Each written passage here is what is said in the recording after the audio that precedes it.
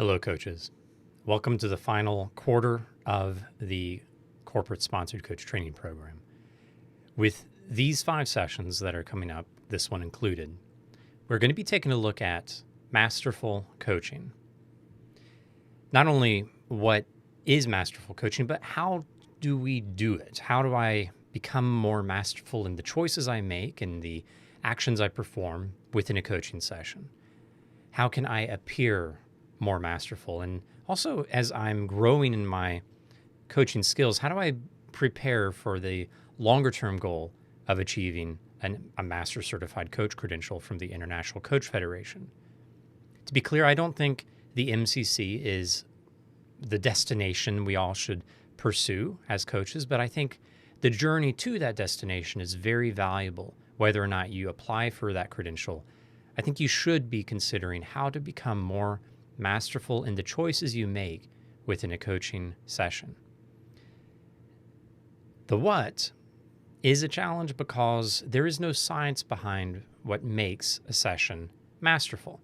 The ICF has their comparison chart that will be updated hopefully soon, which shows the comparisons between ACC, PCC, and MCC. And I would highly recommend reviewing some of the previous sessions on coaching competencies and powerful questioning to look at those distinctions between the different levels of credentialing, because that's going to show some distinctions in the coach performance and demonstrate some things that you should be pursuing if you are wanting to grow in masterful coaching. But as we look at that comparison chart, we get a sense of some of the details, some of the distinctions between a professional coach and a master coach. But the what's not really the problem. And that's not going to be the focus of this video because we have looked at the comparison chart already. The how is the challenge. How do I actually ask questions as a master coach? I know I'm throwing around the word master a lot. I don't really like that word being used of coaches because it's not something that anyone can fully master in their lifetime, I think. But it is related to the credential. The question really is, how do I grow towards mastery in terms of powerful questioning? First, I would encourage you to consider the game that we play as coaches and to be very honest about that game.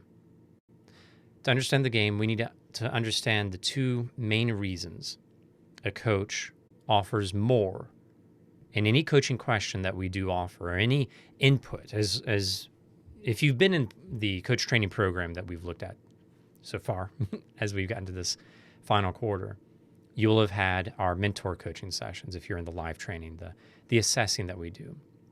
And as part of that assessing, we take a look at the length of your questions and every input from the coach.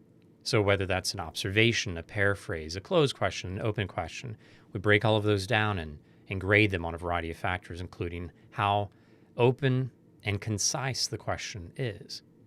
There are 2 main reasons why a coach might offer more in a paraphrase, observation, or question. 2 reasons why the question is expanded, longer, has more words that are coach-based, has more from the coach, more insight from the coach. Those 2 reasons are, A, the client feels more safe with a bit more from the coach.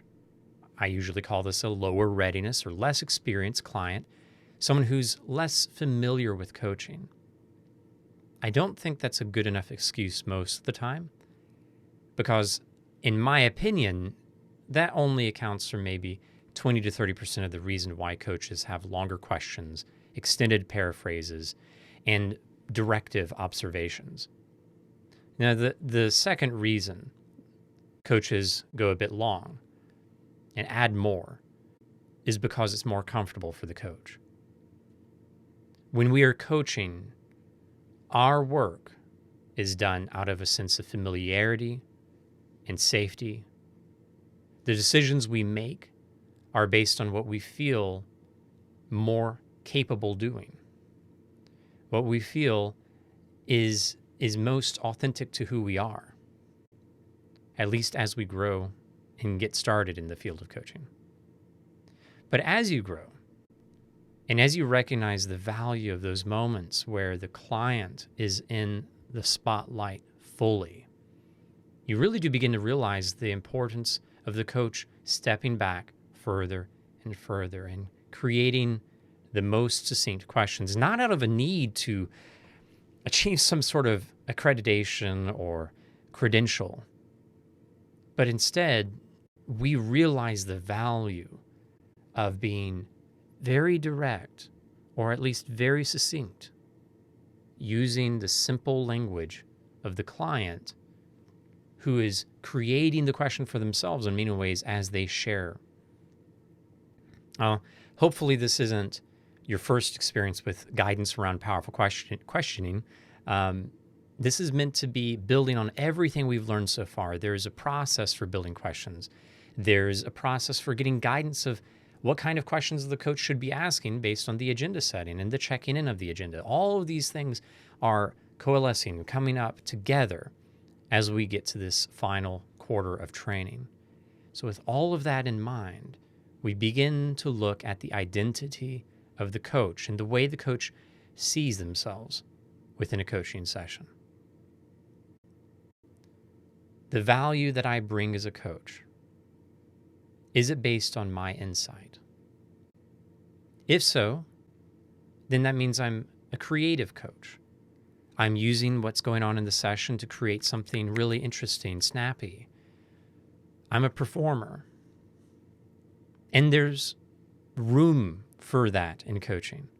Like I said, the majority of the time, I would say 70, 80% of the time, the coach offers more, gives a bit more direction, offers more language, goes a bit longer in questions. It's usually because the coach is a bit more comfortable doing that. Maybe they're tired. Maybe their empathy muscle is a bit worn out. Yeah, it happens. And it's not a bad thing, especially if the client, and that's the important one, if the client is needing a bit more of that direction from the coach. But as we see our client grow, we need to grow with them. And in order to grow with them, that means we need to be stepping out of the frame. We need to be stepping off of the stage to allow their work to have the spotlight. As they are more capable, we need to allow them that space. And in order to do that, we have to see ourselves in a different light. We are not getting paid as we raise the bar on our coaching skills. We are not getting paid to be creative. We're not getting paid to offer insight.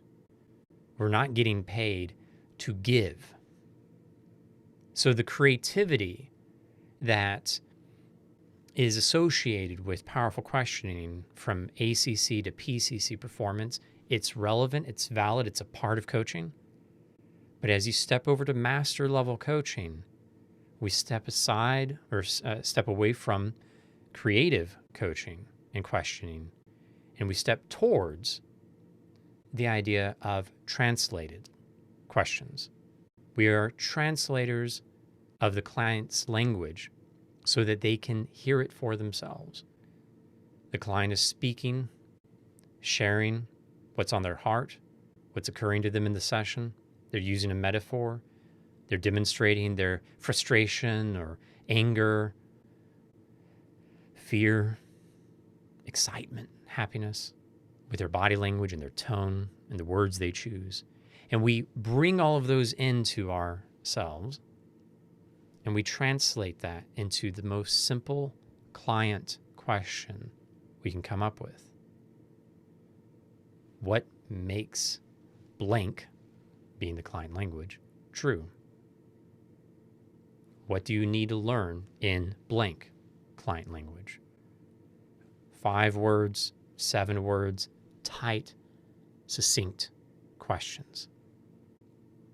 When assessing someone towards a master level credential, we're looking for the least amount of time spent from the coach. 10% or less of the speaking time in a session being used by the coach. That is powerful when the client is ready for it. Powerful and helping them grow in themselves and to see themselves as the agent of growth in their lives. They're far more likely to be ready to step away from you as their coach after having served them in that deep of a capacity. And as strange as that sounds in terms of business building, that is what we want as coaches. We don't want to create a dependency on our insight. We want to help this client grow for themselves and realize that they can create insights for themselves. To do that, we need to recognize the game that we play, that it is okay to mindfully choose to relieve some of the pressure on ourselves by offering a little bit more, to mindfully choose to be a bit more directive to relieve the pressure on the client, to make them feel a little bit more comfortable if they're new to coaching, and to mindfully choose to step out of the frame, off the stage, and keep our questions to the very minimum. Client language, question. Client language, question. Tight, succinct, no heads, no tails, just the client in our question. It takes time. It takes concerted effort. And above all, it takes choice. For you to have the choice, you need to be able to recognize and study your inputs in your session, during a session. And as you mindfully choose to step out of the frame, to be okay with the simplicity, be okay with the idea that I'm not doing anything here, hardly. I'm just putting what they just gave me back on the table with some very, very light extra language of how, what, why. Grow, though. Consider your questions. Take time to self-assess and look at each of those inputs and ask yourself how you are mindfully playing the game. Are you making this choice here in this line with this question because the client seems to need a bit more from you? Are you making this choice with this next question because you are a bit nervous? Well, if that's the case, maybe after one or two of those questions, make sure to check in. It will help alleviate that burden on your shoulders. And finally, with this succinct, powerful question that you shared that created a huge insight, how often does that question come from a stack?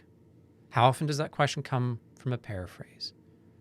Or how often does the insight come from a paraphrase or a stack of questions? How often does the big aha moment come from a lengthy explanation of an observation? Most of the time, the biggest aha moments, the biggest insights on the client side come from the simplest, almost silliest, little bitty questions that the coach can ask. But that's what we offer. We empty ourselves for our client so that they can see themselves on the stage. Grow towards that over time. Challenge yourself and find ways of controlling your decision-making in a session. It takes time, but it's worth it as you see the impact of that kind of coaching for your clients. Thank you.